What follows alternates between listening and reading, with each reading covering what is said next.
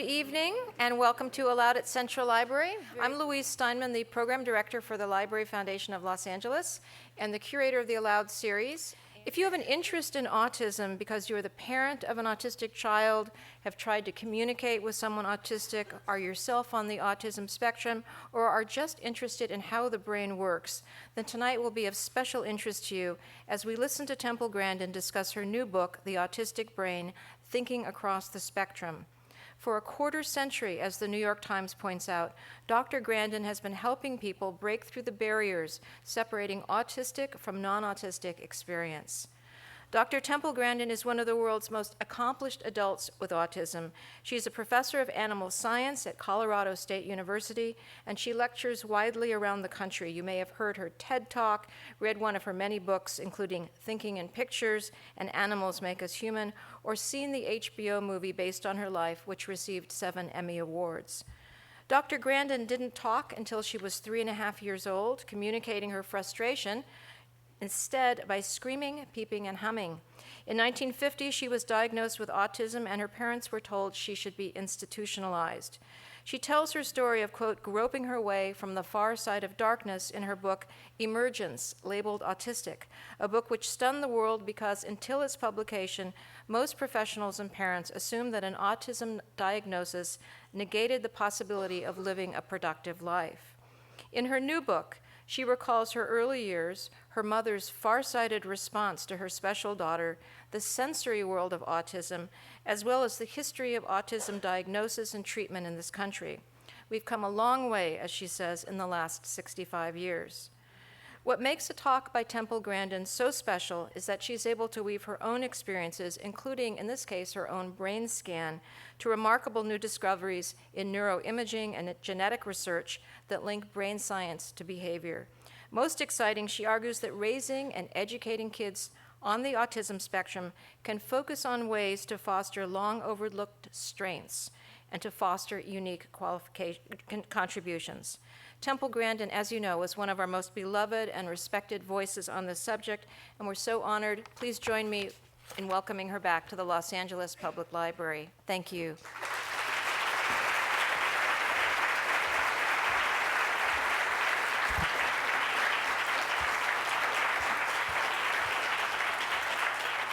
Well, it's great to be here. A lot of things to talk about tonight.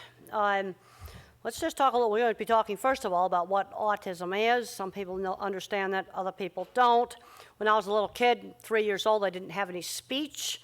Fortunately, I got really good educational intervention. If anybody, just talked to a dad today on the phone, and he had a 3-year-old they think might have autism, but they don't know what to do about it. I said, if you have a child that doesn't talk, you got to start working with them. Lots of one-to-one teaching. You don't want to be waiting, doing nothing is the worst thing you can do. Now, the thing is, you take a lot of so-called disorders of the brain, there's a point where it just becomes normal variation.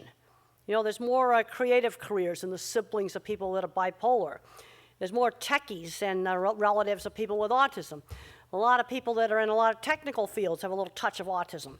There's a point where it's just normal variation, because in the mild forms, there can be advantages. In the more severe forms, you get big handicaps. Let's look at these guys. How about Albert? Yeah, little Albert had no language when he was age 3. He'd be diagnosed autistic.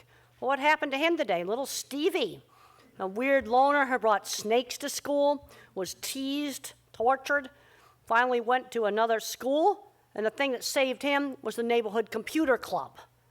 This is where we got to get a lot of these kids that are kind of different involved with activities where there's a shared interest. Autistic kids tend to get fixated on their favorite things. Let's get in and do things with other kids that have a similar interest. And I'm seeing too many smart kids getting different labels and just not going anywhere. Because the thing is, you got to stretch these kids. Mother had a really good idea of just how much to stretch me to get me to do things. You got to push them just outside the comfort zone. If you don't push them some, they don't progress. No, you can't do sudden surprises. You can't chuck them in the deep end. That doesn't work. Now, the autism, this word is put on a very, very big spectrum. And at one end of the spectrum, You've got people like half of Silicon Valley, some famous artists. And boy, you've got a lot of autistic kids and the parents of people in Silicon Valley and other tech centers, especially in the older companies where they've got kids. And then at the other end of the spectrum, you've got individuals that remain nonverbal that are extremely handicapped. So you've got a very broad spectrum here. But the problem is, since most people are verbally based, they get locked into these labels. So I'm seeing kids getting labeled ADHD, autism, dyslexia, some kind of other problem. And all everybody does is see the deficit, and they're not looking at what the kid could be good at doing. All right, one of the things that we did in the Autistic Brain book is to go through the history of the diagnosis. First of all, the diagnosis is not precise. It's a behavioral profile based on certain clusters of symptoms. Well, in 1943, Kanner wrote his famous paper describing autistics, and they used to think it was all psychological. Then they thought it was involved with schizophrenia. Then in 1980, that you had to have onset before 30 months speech delay. Yep, I would have had that. And then they added some other things as PDD or NOS, sort of, maybe not all the autistic traits. Then in 1994, they put in Asperger's syndrome. To be autistic, you didn't have to have speech delay. So that would account for a lot of the increased diagnosis. Now they want to tighten it up, take out the PDD, NOS, take out the Asperger's, change Asperger to social communication disorder. But it's still the same thing. And I have to say that when we laid out the whole diagnostic history, it's really pretty shocking. This is the first time I'd actually seen the whole thing completely laid out. Genetics is complicated. It's a complicated genetics, little tiny code changes and many little nucleotide pairs. It's not going to be simple. Not simple. You're not going to find an autism gene. That's a bunch of BS. Now, let's just talk about genetics. There's some really interesting things that's been learned about genetics. Only 2% or less of the DNA that you have codes for proteins. In other words, makes a person, makes a dog or a cat. What does the rest of the DNA do? Well, a big portion of that tells the coding DNA what to do. It's basically the operating system. And that was just sequenced in 2012. See, prior to that, they'd only sequenced the coding DNA. Now, the thing is, that doesn't look like your basic double helix, but that's what it looks like when it's all folded up like in the sperm or the egg. Well, when you fold it up, coding DNA goes against non-coding DNA. And somehow it controls what the coding DNA does. And I liked this because it kind of implied that it's almost kind of a mathematical relationship. But I read all these articles that were in Science and Nature, and I go, you know what? We don't know how the operating system works. We just don't know. This is all a lot more complicated than what we used to think. And when I was in biology class back in the 60s, I asked my science teacher how random mutation and Mendelian genetics could explain why when I take two kinds of dogs, a border collie that's black and white, fairly long hair, and a Springer Spaniel that's liver and white, and I breed those two dogs. Okay, the black coat's dominant, so the puppies are black and white. But you end up with a dog that looks like what you'd expect half and half to look like. How did Mendelian genetics explain that? And they said, well, random mutation. I said, I can't buy that because, okay, you take another pair of dogs and you put them together, you still get the same kind of puppies that look half and half. Well, this is the kind of stuff that's going to be explained by what we're learning about the operating system. Now, I like to look at different traits. Anxiety, tendency to be social, tendency to be depressed. It's sort of like keys on a music mixing board. They are continuous traits. And when you move it enough to where it becomes an abnormality, there's no black and white dividing line. Maybe extreme genius is an abnormality. Ever thought about that?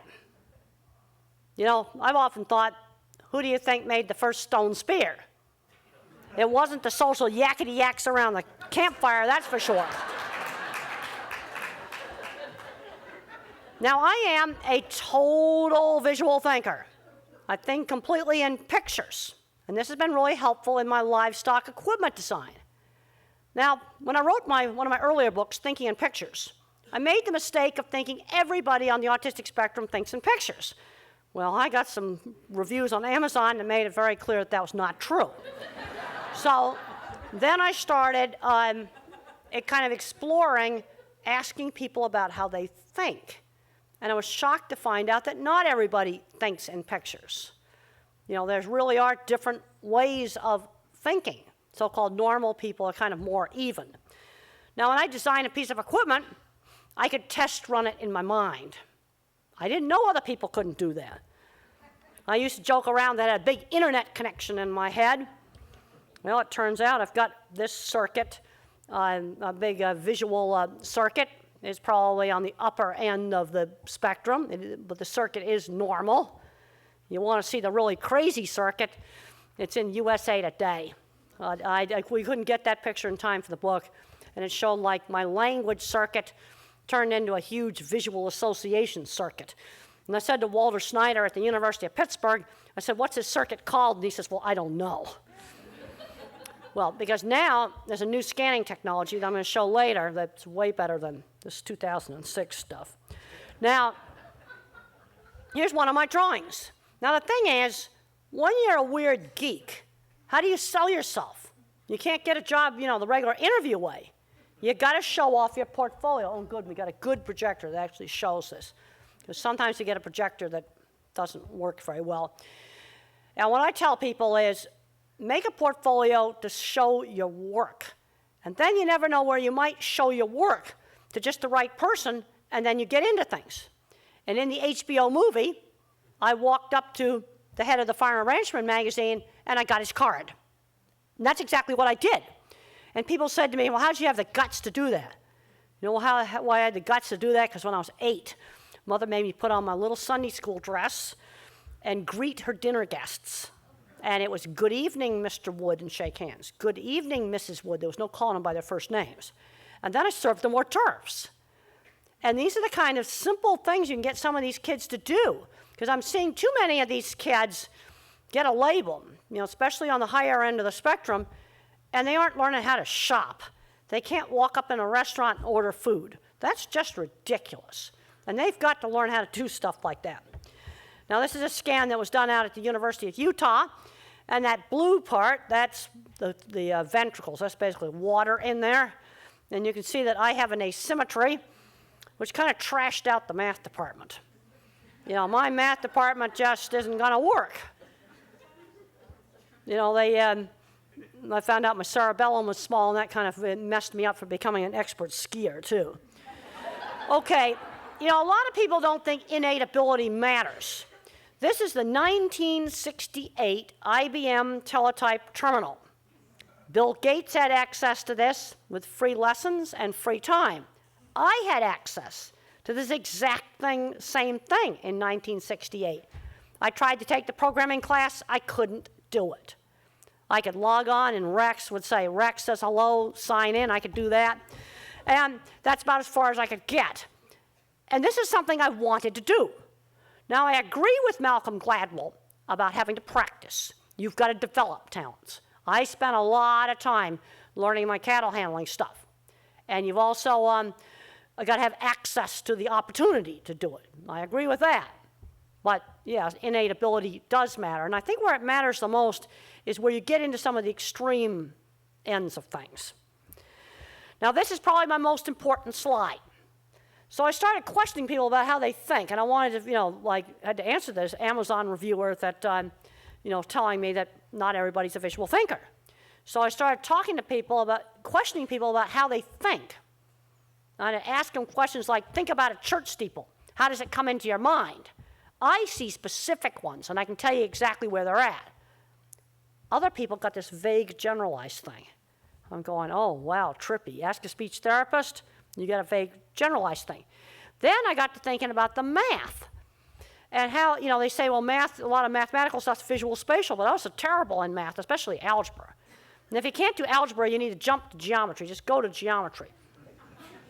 So I got to thinking, well, the math kids have got to be more a pattern thinker.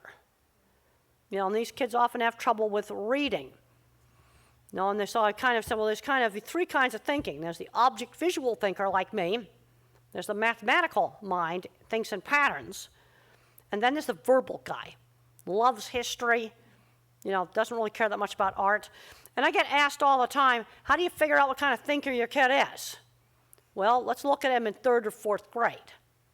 Art kids normally like to draw, and they're good at drawing.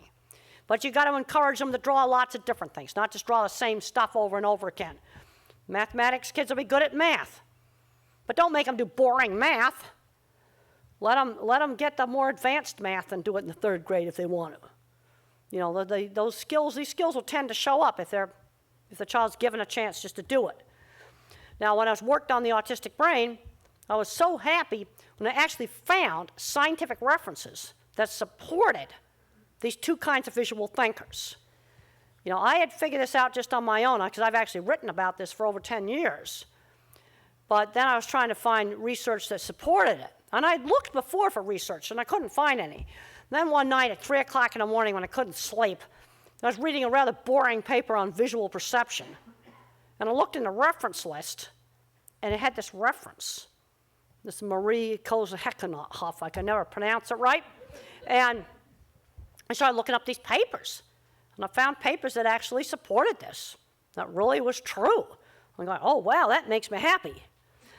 Now, there's 2 ways you can do the math. More the verbal way or more the visual spatial way. Now, I want to give you a glimpse into the mind of the pattern thinker. This is not my mind. That praying mantis is made out of a single sheet of folded paper. No cuts, no tape. What you see in the background is the folding pattern. That's not my mind. And here are some fabulous little origami stars that some autistic kids gave to me. I always like to show my drawings off. And there's a beautiful drawing by Jessie Parks. The same kind of drawing, but she adds psychedelic colors to it. And she's more a moderate level person with autism. Now, the thing I want to emphasize is it's never too late to start. You can always keep developing. I think the older I get, I'm getting better at thinking because my thinking's bottom up. So as I put more and more data into my database, I've got more and more information to associate. Here's another gorgeous artwork that's professional level. Now, what is that mess? I'll get a drink of water. That is the remains of the Fukushima nuclear power plant. Well, I get interested in these sort of things, and I was reading lots of newspapers, lots of stuff on planes. I got nothing to do, so I went out and bought 5 papers, took them on the plane, leave a nice mess for them to clean up on the plane.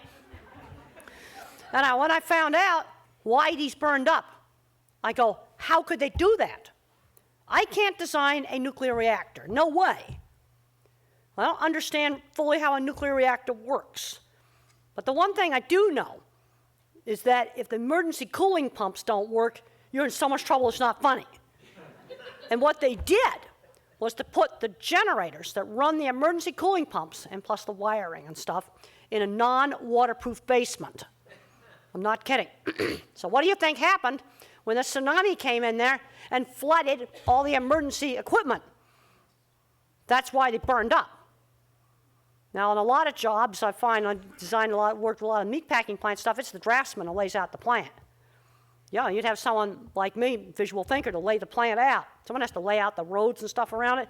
I go, wait a minute. I think we better have submarine doors in that basement. We better have sump pumps in that basement. Well, we're going to be in so much trouble it's not funny. But they don't see it. Now, one thing that's concerning me today, with all the emphasis on STEM now, is my kind of mind's going to get screened out. So how did I get through school and manage to get a PhD? First of all, in the 60s, I got to thank the math fads. In 66, when I took math, it was finite math. Probability, matrices, and statistics. With a ton of tutoring, I could do it. And then for my field, I had to take statistics. I was able to get through that. I had managed to avoid algebra. But you need my kind, because we're going to prevent this kind of stuff. Remember how the airbags are killing babies? Okay, they blindly followed the specification that the airbag had to hold in a man with no seatbelt. Well, there's just no way that's going to work, not kill babies. We need those visual thinkers, because I can visualize every way it could break. And I used to think people were stupid when they did this. You know what? I found out it's not stupidity. They just don't say it. Well, in my early work with cattle, I'd get down in the chutes and see what cattle were balking at. And they were afraid of something like the flag. Okay, let's look at that picture. Anybody, how many people noticed that the animal's locked onto the sunbeam like radar? Most people didn't notice it. I noticed that kind of stuff. That's visual detail. And if you get rid of those things, shadows, reflections, puddles, they'll walk right up the chute. I get asked all the time, they're afraid of getting slaughtered. I find if you get things like the sunbeams and the reflections and things out, they'll walk up the chute. And if you want to see one of my systems, you can look up on YouTube, Beef Plant Video Tour with Temple Grandin. Yeah. Beef Plant Video Tour with Temple Grandin. An animal's world is sensory-based, not word-based. So if you're working with individuals that don't speak, they're going to be living in a sensory-based world. You've got to get away from language. Language isn't the only way to think. You know, there's some people when they get Alzheimer's, as the language parts of the brain are wrecked, art starts to come out.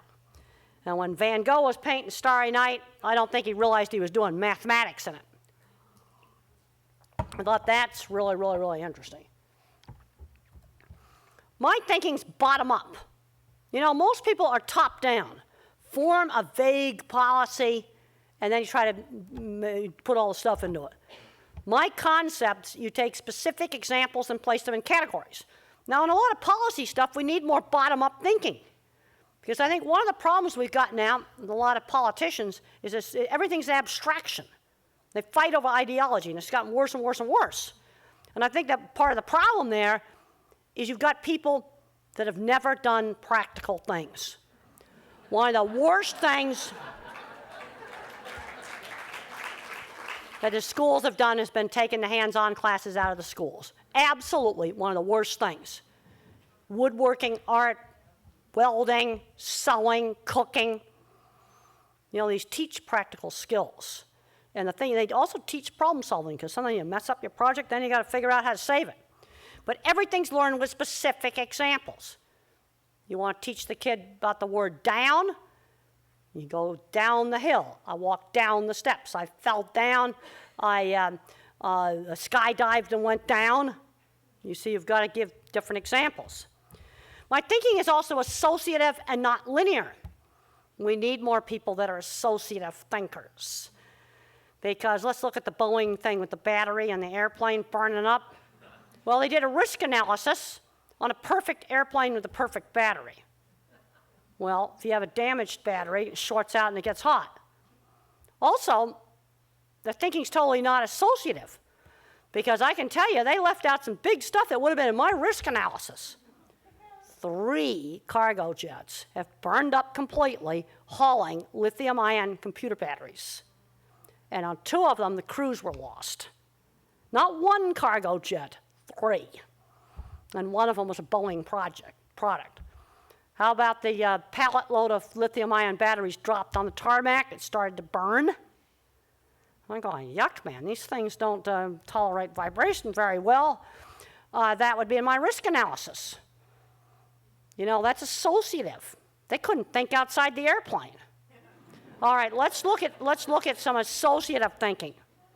And then I got to see some secret ride designs at Disney. Now, I can't tell you what those were. But I was talking to people about design. And one of the very interesting things was I looked at this PowerPoint presentation after I'd signed my life away. And 2 of the things, I instantly knew where the idea came from. It was something that had nothing to do with any kind of transport device of any kind. That's true associative thinking. And when the rides get out in the park, I'm going to put that in my presentation. Because it's pure, pure, pure associative thinking. To take something that has nothing to do with any kind of transport device of any kind and use the idea for, you know, that's very creative. And you know who thinks up that stuff? It's the visual thinkers. Yeah, the drawings I saw, that were just like kind of drawings I do. Design drawings, visual concept drawings. Okay, then your next step is you take it to engineering and you figure out if you can even build what you've got on that drawing. You see, that's where you got to have the visual thinker, like me, working with the engineering mind. Let's take Steve Jobs. He was an artist. He made the user interface. The engineers have to make the inside of the phone work. One of the reasons it was so successful is you didn't make the thing so complicated that nobody could use it. All right, let's look at some associative thinking. Okay, here is Concourse B in Chicago. And now there's different ways I can think about this. I start to get pictures. I could either go down a glass structure category. Okay, I could think of a lot of pictures associating glass structures, or I could go down an airport category. And they come up like a series of slides. There is no generalized pictures. How about biosphere in Arizona? The Crystal Palace. And then the fake Crystal Palace in Texas. I don't have a picture of that. Our greenhouse at Colorado State. Now I can start associating to our animal science building that's now getting remodeled, the big fence around it. Okay, how did I get from United Terminal to animal science? All right, or I could do an airport category, go through all the airports. You know, I like this old hangar. It's got all kinds of weird junk in it. I'd like to explore in there. Every time I go to LaGuardia, well, I try to look and see what's in the windows in there as we go by it.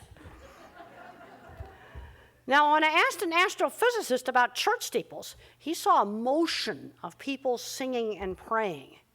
And you see, that's a totally different kind of mind. Or other mathematicians will get just some more generalized kind of picture. Animals will make categories. If you have cattle that have only been handled by a man on a horse, they'll be tame. And then when they see their first man on foot, they freak out and hit the fences. See, think about it. Man on a horse, man on the ground are two totally different pictures. It's really important to train cattle to tolerate both. Yeah, because if you get cattle that have only been handled on a horse, in a meat plant, they're bouncing off the walls. And that's not because they're scared of getting slaughtered. They're scared of the novelty, the scary novelty of a man walking around on foot. Now, I find on troubleshooting problems with equipment, even problems with kids, people have a hard time categorizing what the problem is. Is there something wrong with the equipment or something wrong with how the people operate it? Okay, we got a nonverbal child doing something bad. Is it biology or is it behavior? Well, if he's nonverbal and his stomach hurts, he's not going to be able to tell you. So you're going to have to rule out some hidden painful medical problems first. Well, here are the people on the mild end of the autism spectrum that got to go to heaven to put the Mars rover down. Mohawk guy, Elvis guy, and then look at that old hippie, he's my age. Now, the thing that really bothers me, I can use the term gray hair. I'm one now, I'm a gray hair. And where are all the old gray hairs? They were all undiagnosed on the spectrum. They got jobs. One of the reasons they got jobs is when they were 12, they learned how to work. It's something we need to be doing a lot more with kids. Paper routes are gone. How about walking dogs for people? How about buying groceries for some older neighbors? Museum tour guides, working at farmer's market. It's a lot of stuff that these kids can do. They need to learn work skills. When I was 13, I had a sewing job that my mother set up with a seamstress that worked out of her house. When I was 15, I was cleaning horse stalls. I actually seeked that job out because I wanted to prove I could do it. And later on, I was painting signs and doing carpentry work. And one of the things that motivated me, finally, is I wanted to prove to people I wasn't stupid. You know, when I was young, people told me I was mentally retarded, so I wanted to prove that I wasn't. Well, when they put me in a scanner, I was more interested in looking at pictures of things than looking at pictures of people. You know, I think a brain can be made more cognitive, or a brain can be made more social. You know, and a lot of this is just going to be normal variation. You got to stretch these kids, mentor these kids. I had a great science teacher. You got to get these kids out and show them interesting things. I'm seeing a lot of kids that are kind of different getting so addicted to video games they aren't doing anything else. You know, an hour a day of video games, that's fine, but not 8 hours a day of video games. They've got to learn working skills. Even when you have a job you like, it's going to have some drudgery, and you've got to learn to put up with that drudgery. Kids need to get together and do informal projects. See, one thing that's so bad about taking out hands-on things, when I was a kid, we'd go outside and we'd build stuff. Well, you'd get 4 kids together and you had to figure out how to do it. My ability in art was always encouraged. We got to build on the area of strength. I've heard some really sad stories where a kid had trouble with math, so they were going to take him out of band class and make him do extra classes in math. That's totally terrible. You know, if you have a kid that loves music, band's the only thing that keeps them wanting to go to school. You don't take band away. That's the worst thing you can do. And if you have a kid that's good at math, just let them proceed. And you know, let's take college math, the 3rd grade classroom, fine. I'm not suggesting putting him in college because he needs to be socially in 3rd grade classroom, but if he wants to take college classes online on a laptop in the 3rd grade classroom, fine. Don't make kids do baby math. That is one of the best ways to make a behavior problem. And there's fabulous online resources now, Udacity, free programming classes, Coursera, there's all kinds of great stuff. Well, there's one of my cattle designs in SketchUp, a free drawing program. Now, maybe a lot of the people here know about these kind of things, but I'm finding when I get out and, you know, away from the big cities, they don't know about this stuff. You know, these things are free. You know, now around here, you can have cool things like maker community groups. Then I could print this out on a 3D printer and the little gates would actually work. Talk about really cool. You know, things like hackerspace and stuff like that. And there's great online science projects. Well, when I was in high school and I wasn't studying, boy, I was sort of fixing up our ski-tow house. And I went away to a special boarding school because I got kicked out of high school for throwing a book because a girl called me a retard. And for the first 2 years I was there, I did 0 studying. But boy, did I learn work skills. I took care of the horse barn. I was fixing up the ski-tow house, shingling the barn. And I'm seeing too many, these kids now today, they get a label, and I've seen them get through college, and they haven't learned one work skill. And when I was in college, my mother and the teachers set up some internships for me. See, this is where you got to just set these things up just in the community. I did an internship in a research lab where I had to rent my own house with another person. Okay, talk about a little stretching there. And then my science teacher got me really motivated. And he really was a NASA space scientist. And when I went to college, I still visited him on weekends. I'm concerned, especially now, I need to change the slide. The pattern thinker is going to get really well taken care of in the STEM classes, but the poor old thinker like me that can't do algebra, what are they going to do with me? And then I heard in one state they wanted to, if you want to take car mechanics, you're going to have to take calculus. Well, that's totally ridiculous. I'll tell you what, there's a shortage of jobs right now. Welders, mechanics, diesel, machinists. There's a lot of tech jobs where they're bringing people in from China and India. Well, why don't we find out what kind of people they want for those visas and train all the Asperger kids how to do this stuff. And there's getting to be some good things. There's a company called System Specialists that's debugging software. I just heard today that SAP, a huge big tech company, hire guys with Asperger's to debug computer programs. And they'd be really, really super good at that. Now, working with somebody that's socially awkward, you can't be vague. You know, you gotta just tell them. When they make social mistakes, you tell them. Let me tell you what I did on my first building project and how Harley, a wise old engineer, dealt with it. Well, there's a welder there named Whitey, and his welding didn't look that pretty. And I said it looked like pigeon doo-doo. That was not the thing to say. So Harley pulls me into his office, and he doesn't scream at me. He just tells me very quietly, we have to nip these little cancers before they metastasize. You are going up to the cafeteria right now and apologizing to Whitey. And then he explained how his welds weren't very pretty, but they were strong. And I didn't go up there and tell Whitey I thought his welding looked wonderful, but I apologized for the rude language. You see, that was a really good example of a boss handling somebody on the spectrum right. And then there was a boss in the movie that slammed down the deodorant. That actually happened. I thank that boss now for that. You know, sometimes you just got to be blunt. You got to just tell them. Hands-on classes out of the school's bad. We've already discussed that. These are the things that saved me. Also, things like woodworking, horses. When I was doing these activities, there was no teasing. I was bullied horribly. Well, now, oh man, on Facebook they can come after you, text you, leave messages on your phone, call you up when I would be out riding. They'd be calling me up on my phone. It'd be horrible. You know, I can tell you how the 50s moms would have dealt with that. If little Tommy was writing something nasty on little Timmy's Facebook page or whatever, little Tommy's Facebook page would be shut down because the moms would have gotten together and they would have just stopped that. Now, one of the things that helped in elementary school to not be bullied was the teacher explained to the other children that I had a handicap, but it wasn't visible like a wheelchair or crutches, and they had to work on helping me and not torturing me, and that actually worked.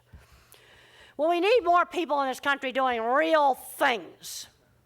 We got to get back to doing a little more real stuff. I'm seeing too many quirky kids kind of going nowhere. You know, we're not stretching these kids enough. You know, they get a label, and I'm seeing too many of these kids ending up on disability. They shouldn't be. Kids a lot less severe than me. No, they need to be working. And it's never too late to drag them out of the house. I'm seeing some that are turning into video game recluses. Somebody wrote something on the internet kind of nasty. They said, you know, Temple's really showing her age. And I'm going, if they were getting employment, gainful employment playing video games, fine. But I don't think Social Security should be paying for playing video games. Just don't. And then a lot of these guys are perfectly capable of working. Okay, when you're geek, when you're weird, you sell your work and not yourself. Now, the bosses have got to give you really specific instructions on what's expected at work. You know, deadlines, things like that. When I worked for a magazine, I knew the articles were due the 15th of the month, had to do a certain amount of column inches, had to cover a whole wide variety of things, and you cannot be vague. Okay, let's say I want to teach a 12-year-old how to be a museum tour guide. You've got to just demonstrate things like the correct distance, how to greet visitors, and you need to coach them like being in a play. Tell them to watch Susie, how she does it. Museum tour guide's a great job for 12-year-olds. A lot of museums will take them as young as 12. You know, and this gets back to, you know, teaching the job skills. Now, one of the big things that can really mess up a lot of people, they get a lot of different labels, and don't get locked into these labels, is the sensory processing problems. Sound sensitivity, touch sensitivity, problems with fluorescent lights flickering, and they're very variable. One autistic kid's got problems with flickering lights, another one doesn't. And boy, there's one place where I think we need to be doing a lot of research. It's on the sensory problems. And I have a really great chapter in the autistic brain on sensory issues. Well, loud sounds. The school bell went off, it hurt my ears. There's some individuals, hearing can fade in and out, and difficulty hearing when there's a lot of loud noise. And I had trouble hearing hard consonants. My speech teacher would slow down.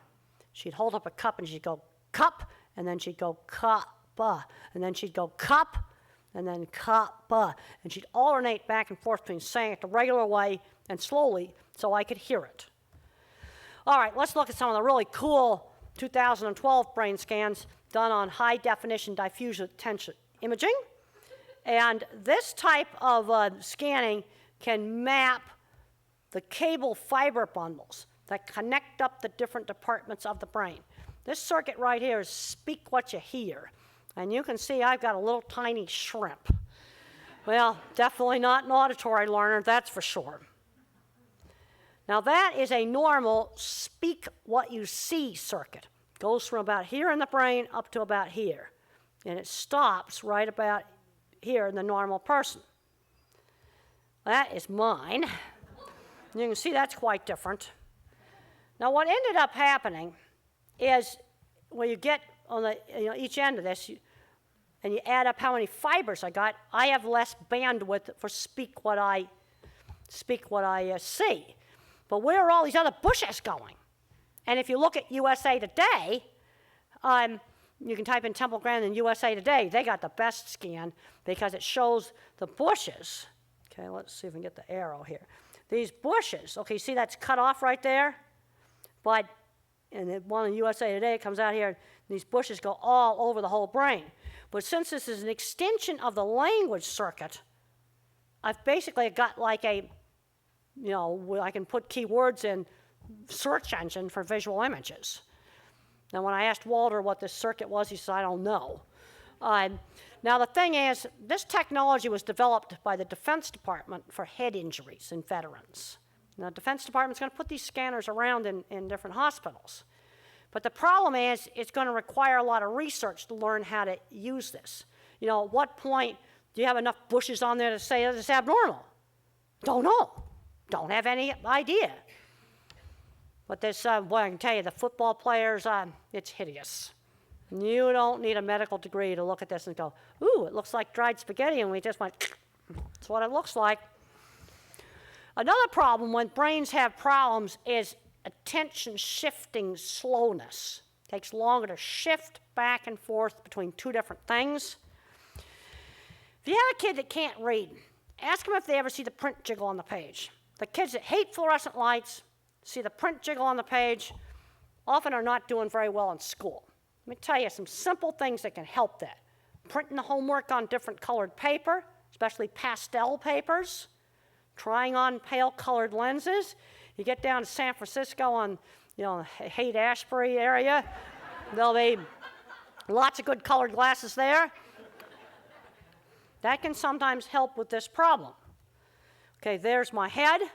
Now what that is the connectome.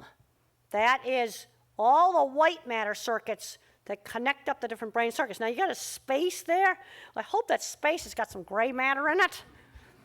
This is the white matter, which is the inter-office communication. And then all the specialized functions are out on the perimeter. You know, Apple's like building this round office building. Well, that's like the gray matter. Okay, now we'll take the courtyard out and just fill up the whole center part with fiber optics, going from all the different specialized departments. That would be the white matter. And now what this new technology can do is you can dissect out the cable bundles. Okay, let's say my fingers are little tiny fibers there.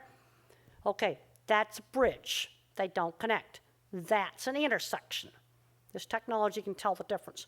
So you can actually dissect out specific cable bundles. Now, it's sort of like we just got the Hubble Space Telescope for the brain, and we don't have any grant money to learn how to use it yet. And this would enable much more precise diagnosis than behavioral profiling would. There's my connectome without the rest of the head. Okay, I also found out that my fear center is bigger than normal. Well, that's why all through my 20s I had terrible panic attacks. That's been controlled for 35 years with antidepressants. I've found that us visual thinkers, we tend to be the panic monsters. I have a lot of friends in design. A little bit of Prozac's keeping them off the drugs and alcohol. You know, but only just a little small dose, because you take too much, you're going to get agitation and insomnia. There's a dose window. If you go over that dose window, you have a real mess. Doctors are raising doses when they ought to be cutting it. And I talk about that in my book, Thinking in Pictures. But I want to emphasize, not everybody on the spectrum has this problem. The only finding that sort of comes up universally in autism when you have the people that are fully verbal is the social circuits aren't hooked up. Circuits of face recognition, emotional stuff on the face, that goes across the spectrum, but this other stuff doesn't. You know, like one kid's a visual thinker. His stuff's going to be different than somebody that's a math thinker. He's not going to have water in the left parietal area, that's for sure. Well, here are some accommodations we might need for people that are kind of different. Get rid of fluorescent lights, quiet place to work. They may need breaks to calm down, and no sudden changes in work routine. You know, may have to change routine, but don't just say, oh, tomorrow we're going to just move out of the office. I mean, don't spring it on them like that. And no scratchy clothes. And I have found that some cotton itches and other doesn't, and I don't really know why. You know, it's okay if you're a geek to cry. Because I had to learn how to get rid of anger, and when people teased me, I went to crying. I was still miserable. And when they canceled the shuttle, all the NASA space scientists were crying, and they were walking off the camera 60 minutes. You know, it's hard to control emotion. It's okay for techies to cry. That's fine. People that throw wrenches would have never gotten a job at NASA. They would have been fired years ago. You know, it takes a village to raise a child. You know, you get these kids that are kind of different. You got to sort of get together and help them. and I was with the president of the library for dinner. They went to a beautiful dinner at the restaurant next door. He was telling me about these girls that live in a box, and that he came out in the middle of the night, and they were pressed up against the window of the library with a computer. And what they were doing was picking up on the Wi-Fi signal on a borrowed computer and getting really good grades in school. Well, maybe the library needs to boost that Wi-Fi signal. But that's, and I'm finding as I travel around and talk to a lot of people in low-income areas, libraries are the only way they can have books. They just can't afford. Like I tell them I have a book, they'll say, well, I've got to wait until that book comes to the library. They can't afford a $28 book. Even in paperback, it's too expensive. And I'm so happy that the people here in LA have been supporting the library, and for a lot of kids, they got to do their homework in the library. It's the only place they can get on a computer, get on the internet. Well, I got to give my client McDonald's a little bit of credit, because out in the rural areas, kids have been doing their homework at McDonald's because it's got a good Wi-Fi signal. Well, there's a real problem with rural internet access. It is a mess. The phones are somewhat better, but the networks are weak. When you have a family member with severe autism that's nonverbal, you can have a really stressful situation for the family, because you can't do regular activities like football games, restaurants, and things like that. And my mother's been working on setting up little conference calls. We're getting heads of organizations to just talk together, maybe 3 or 4 people on a call, let their hair down, cut through the bureaucracy, and not be reinventing the wheel. People need to get out of their silos. We need more associative thinking. It's what we need. People tend to just stay in their own hole. Well, I'm really happy to say that CSU is going to be building a new riding center, and they're looking for donations. We'll leave that up there a little while. And I think what we'll do right now is to just get some questions. Because I can tell you, public education right now, it's so totally terrible here. Everybody's budgets are just getting cut everywhere. We have a retired faculty member, and he said to me, I went to the University of California, and I could work my way from school. And he said to me last year, he said, school's so expensive now, I wouldn't have been able to go to the University of California today. Thought that was really sad. Oh, yeah, I got the mics right there. Thank you so much. The cup good and far away from the computer there.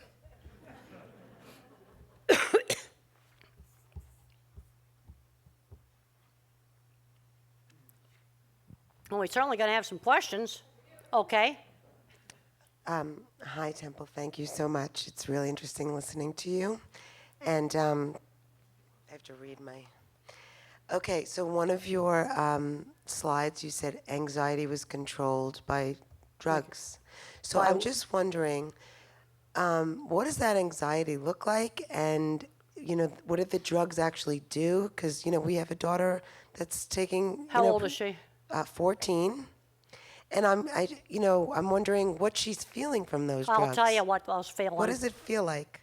Well, imagine you got stage fright. You're really scared to do public speaking. And when I gave my first talk, I walked out because I was so scared.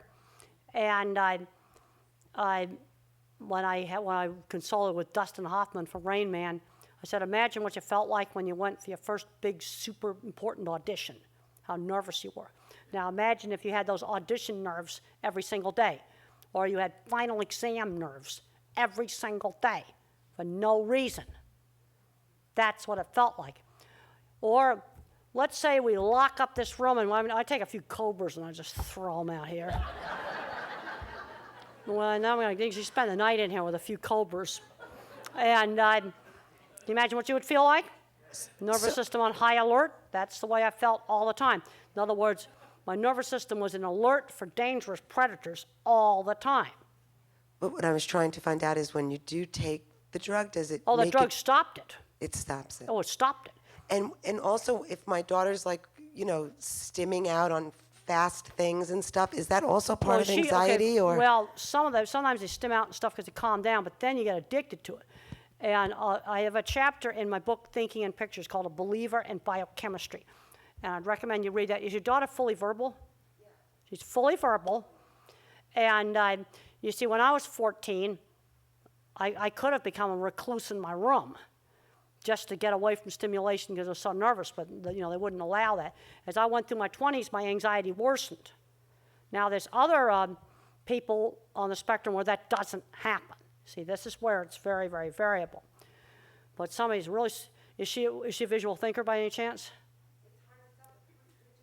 What does she like to do? Well, how much stimming is she doing? Well, if she's doing it for 15 minutes a day, I'm not going to worry about it. If she's doing it for 5 hours a day, I'm not going to allow that. You'd have to look at the amount of time she's doing stimming. I was allowed to have an hour after lunch to like spin things. And then other times I had to be tuned in.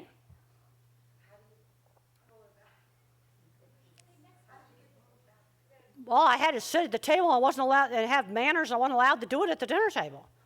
I just wasn't allowed to do it. And then there were other times where I was allowed to do it. How's she doing in school? She's just getting good grades? What? Also, I think because she's 14 years old and fully verbal, she needs to get a job. This is another thing. When I was 14 was when I first started cleaning horse stalls. Some kind of job outside the family that she's got to do, like maybe walk a couple of dogs for the neighbors. And I found that when I was out doing those things, I was a lot less nervous. We have another question right over here. Okay. Another question right over here. Okay. I can't tell right where over the here. sound's coming Right from. over here. Okay. My question is on the iPad. Can you please comment on integrating the iPad into more of a routine, functional life? As background, I have an 8.5-year-old son, and prior to November, we didn't have the iPad into his life, and he was having a hard time in school. And then we got him into augmentative communication. Okay. Is he fully verbal or not verbal or? He's only partially verbal. Partially verbal. That's where the iPad can really be helpful. Yeah, he has probably about a 20 or so stock Okay. phrases, and he struggles with speech. So Can he learn to type on the iPad? Because let me tell you why the iPad works better than this laptop, and it has to do with attention shifting. Okay, if I look at a letter on this keyboard and I press the letter on this keyboard, I got to look at the keyboard. When I press it here, I got to look up to see it appear on the screen here. You can't make the attention shift. On the iPad, when you press on the virtual keyboard, the letter appears right next to the keyboard. So you don't have to attention shift. That's why it works better than a laptop or a regular computer. It's also a really cool thing that normal people have. So it's not some special device that normal people don't have. It's a regular thing. But I would try getting him to just type words on the iPad. Because there are some individuals that are nonverbal or partially verbal that can learn to type. And you might want to read a book like Tito's How Can I Talk If My Lips Don't Move? He's a young adult who's totally nonverbal, looks completely low functioning, and he types independently. He describes a sensory jumbled world. Okay, next question right over here. Okay? Thank you for a wonderful presentation. We had the pleasure of seeing the movie about you. It was just very informative. I have a question. I have written a fairy tale in which a child with autism saves the world from chaos at the age of 10. What? He does what at the age of 10? He saves the world from chaos. He saves the world from chaos at the age of 10. How does he do that? Well, you have to read the story. Okay, well, I don't know about I would that. be glad to send you the story if you are interested. Okay, I can't answer that. No. My question is this. It is entitled Go Aspie Go. I was told that the word Aspie is used between Asperger kids as a friendship word. Yeah. And I don't want to be incorrect. Is this the right thing to do? Well, the thing you see, that's Aspie is just Asperger shortened. Right. And then on DSM, they're going to take Asperger out, which has a lot of people are really upset. See, the problem is these behavioral profiles are not precise. You talk to psychiatrists, and they'll say they're clusters of symptoms that, kind of go together. But the problem is schools and the public treat these behavioral profiles as if they're precise. I mean, basically, whether you call it social communication disorder, Asperger, ASPE, or socially awkward, it's all the same thing. Person with normal speech, more or less normal speech development that's socially awkward. And I had to learn all social skills had to be taught. And one thing that helped a lot of, why the gray hairs, a lot of them have got jobs is because in the 50s they just pounded in the social skills. Now we're getting a diagnosis helps for an older individual is on their marriages, their relationships. That's where it can give tremendous insight.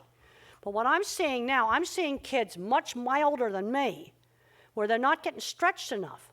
They're graduating from college, they've never, ever done a single job. Then when they get out in the workplace, well, I don't want to do some grunt work that the boss wants. And then somebody says that's executive function. I go, no, you just didn't want to make the stupid bird videos. But you managed to get through a prestigious design school just fine. Yeah, you have to make the stupid bird videos. We have another question here. We have another question. And you better down make them here. really good. Hi, is this making noise? Yeah. I'm here with my daughter who is autistic, and she has asked me to ask you a question because she struggles so much with traveling, flying, because of two things. One is the noise of the noise of the airplane, of the okay, noise of all right. of the check-in. How about with noise the canceling security. headsets? Have you tried that? Yeah, we do that. All right. The security line What's has wrong with the security line? sensitive metal bars that do a lot of clanking when the luggage comes onto the metal bars before they go into the conveyor belt. You know what maybe you ought to do? You ought to get a sound recording of some of this stuff and play it softly till you get desensitized to that. And that's something you only have to tolerate for a short period of time. I mean, I could tolerate a scratchy pair of pants for a short period of time. Like if I had to wear them just to get through airport security, I could tolerate them, but I couldn't. But if I had to sit on a 5-hour flight, that'd be another matter. I think we got to figure out ways. How can we deal with this to enable? Wheelchair ramps enable. Big bathroom stalls, those enable. But we got to figure out how can we enable you to fly. The other thing that I don't like is I'm seeing too many smart kids come up to me, and all they want to do is talk to me about their autism. I'd rather talk to them about their science project, or they love dogs, or they're in a cat club or something. Some other thing. Because when I was a young person, it was all about cattle chutes and optical illusion rooms and kites and horses and things like that. And let's figure out how to. Okay, so flying's a problem. How about the train? Train's not a problem. Well, okay, well that's noisy too. No, not the noise on the plane itself. All right. Going through security's crowds, the sounds within the security. Well, what about noisy restaurants? Noisy restaurants I don't go to. I think, you see, sometimes you can desensitize some of this. I'd get a lot of these noises you hate and get them on a real high-fidelity recording device. Not an MP3 file. It's got to be a high-fidelity, full-spectrum recording. And then you play it really soft, and you just play that, but you're controlling it. Then you play it louder, and you get to where you can tolerate some of this stuff. Because I think that you can build up your tolerance. Another thing that helped me is when I went on the antidepressants. That helped to damp some of this down. Because I think you can build up some tolerance. You're getting enough exercise. That's another thing that helps. Maybe some omega-3 supplements. Are you taking fish oil supplements? Yeah, And what about exercise?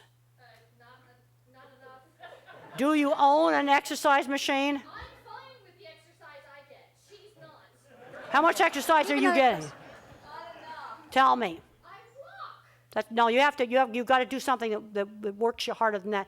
I do 100 sit-ups every night on the bed, every single night, and if I didn't do them, I wouldn't sleep. Right, and now that you tell me that you're doing them, I'm going to have to do Or do you own exercise equipment? She has a gym in her building and she doesn't even Well, you get your butt down in that gym and Okay, next every question. day.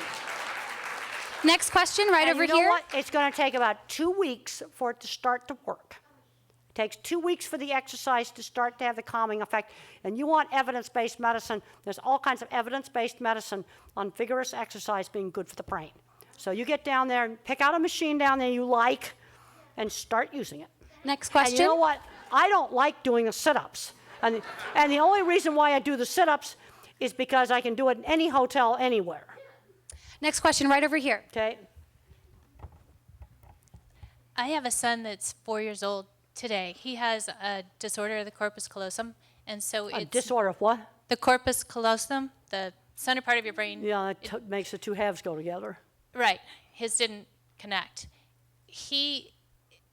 But it crosses the autism spectrum in about 4 different areas. He's nonverbal right now, and I'm struggling with educators over sign language because he does communicate. He understands completely, but his communication to us is much better if we try and use sign language. But Or you try Prologo to go on the iPad too. he is starting to do that. He's starting to get the concept, and he's actually blossoming with that. And well, then I would use the Prologo to go on the iPad. A lot of people really like that.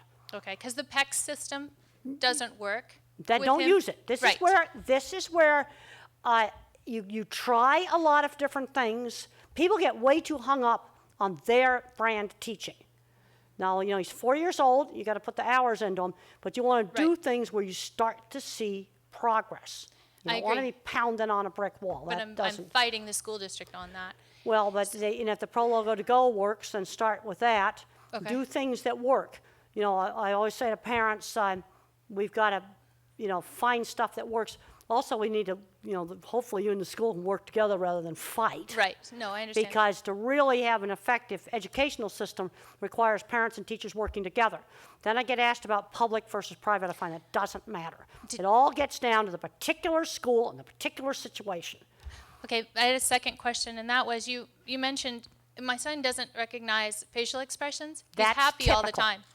That is typical. How do I communicate no to him other than the facial? You say no. Well, I understand that, but we do timeouts, but it's not working. I just was curious if you have any insight as to how I can. What is the problem? the emotion. You see, now right now we're too abstract. Well, what does he not do? Sticking his finger in an electrical socket is not okay. That's not okay. Right.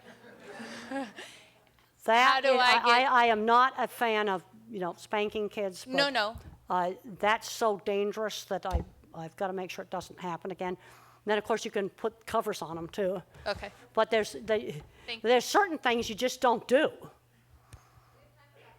Yeah, that's just like Another too question dangerous. down here. Hi, my son is, he's going to be 5 next month, and we've had him in therapy that has more of a floor time DIR model, and we're... Is it working? It is. If you're getting progress, fine, because so much depends upon the particular teacher. And what I've observed, I've watched ABA morph into floor time, I've seen floor time morph into pivotal response or something.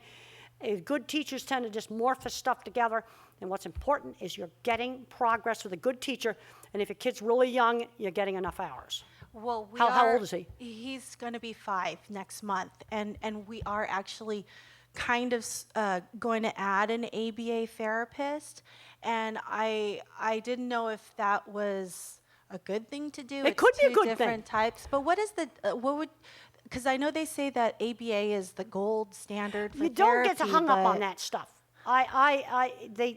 What people call ABA, it's a huge variation in what people call ABA. My speech teacher, Miss Reynolds' basement in her house speech school, did ABA.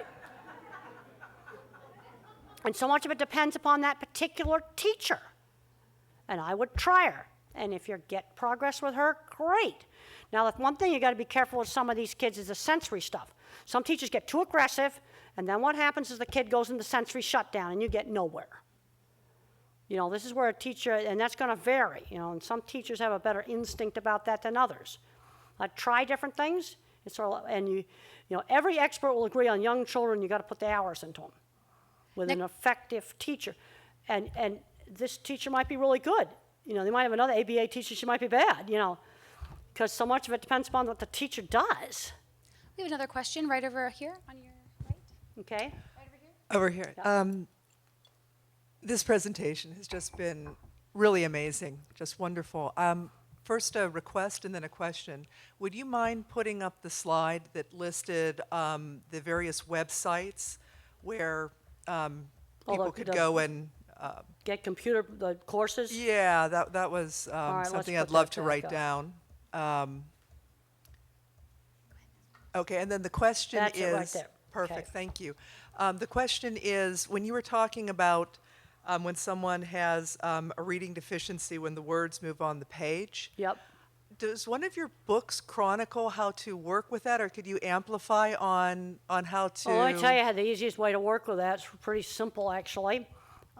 You can get Erlen colored lenses, and if that's beyond your price range, then go in a sunglass store and try out light pinks, light purples, light lavenders.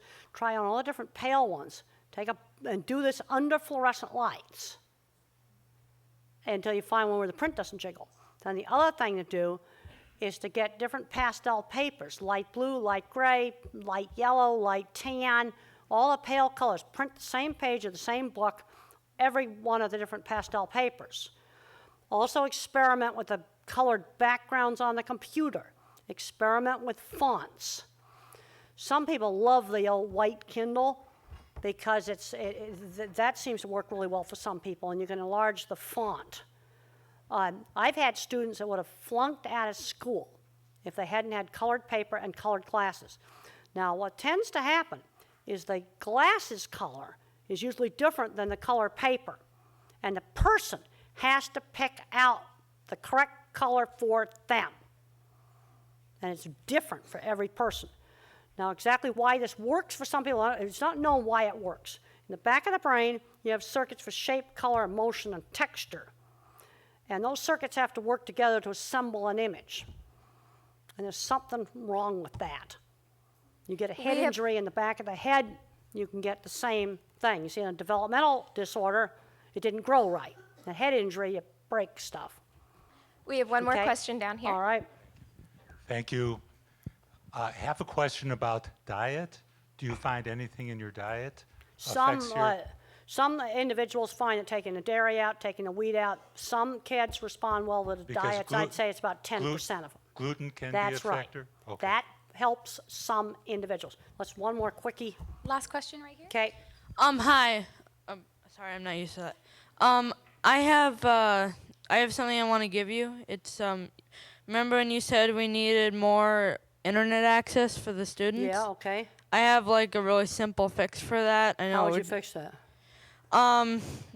Wi-Fi weakness fix. Build a GPS satellite system that provides Wi-Fi anywhere on Earth.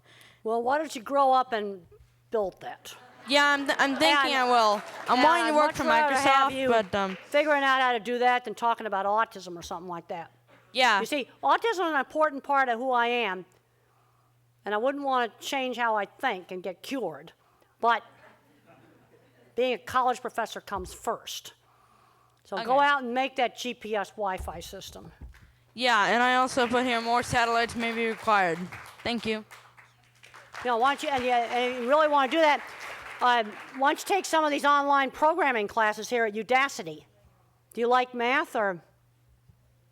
Yeah. Well, I'm mostly into computer engineering, but math sometimes I can do it. Well, have you taken any computer engineering classes?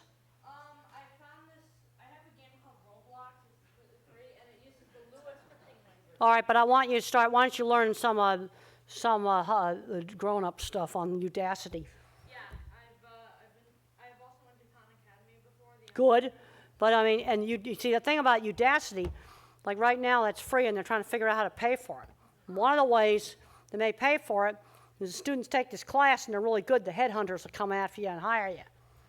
And so, the first classes they put up was an artificial intelligence class, but there's a fabulous high-level computer science classes on these websites, and you look old enough to where you can start doing the grown-up stuff. Well, I'm 10. You're 10. You're old enough to do that. Yeah. If you were living in Silicon Valley, you'd be doing your parents' job already. No, I'm serious.